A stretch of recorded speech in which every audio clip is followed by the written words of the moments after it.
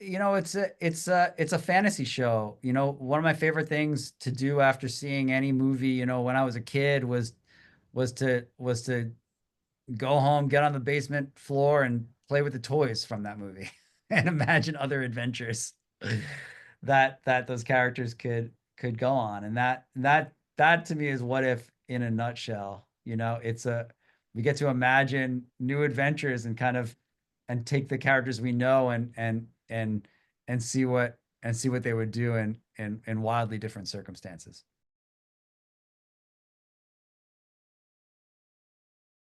The Watcher is really an allegory, for what it's like to be a fan of something and a spectator, and especially, for I think, for people in the arts, who aspire to to make the thing that they love watching. Um, uh, to me, that's the prime allegory with the Watcher. He starts as a spectator, he starts as a fan, he starts on the outside, and then he wants to get involved, and he breaks the rules to get involved, and he pays a price for getting involved. And that does kind of line up with I think the experience of many people that endeavor to be a part of the thing that they love.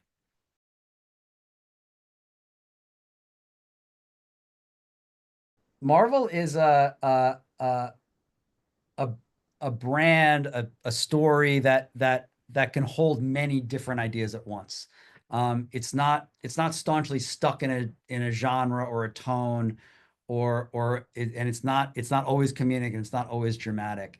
Um, it it's a sandbox to play in, where you get to experiment with a variety of different ideas and sensibilities and senses of humor.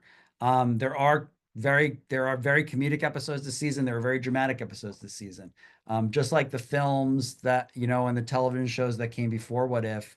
It really does show the breadth of what Marvel offers, to our fans.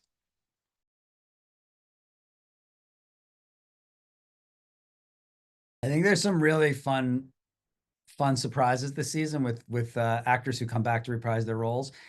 One of my favorites is Haley Atwell. I think that her depiction of Kate Bishop is fairly iconic, and hopefully a lot of people are revisiting the Hawkeye series we did this holiday season.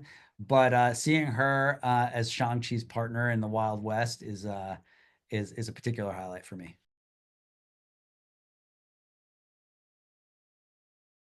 I mean, I'm pleased with every storyline this season, but the one that hits hardest for me is the last arc, the final two episodes, because of what it means for the series, what it means for these characters, and what it means for our studio and for me personally. What If was the show that launched our entire animation studio in the first place. It's the show that taught me how to even make animation. I've made so many great friends through this process, and I've been, surrounded by such brilliant minds through this process, and really there'd be no Marvel animation without this show. So it's with a heavy heart that we have to watch it right off into the sunset, but it's also incredibly fulfilling and joyous when I think about the shows that exist now because of it.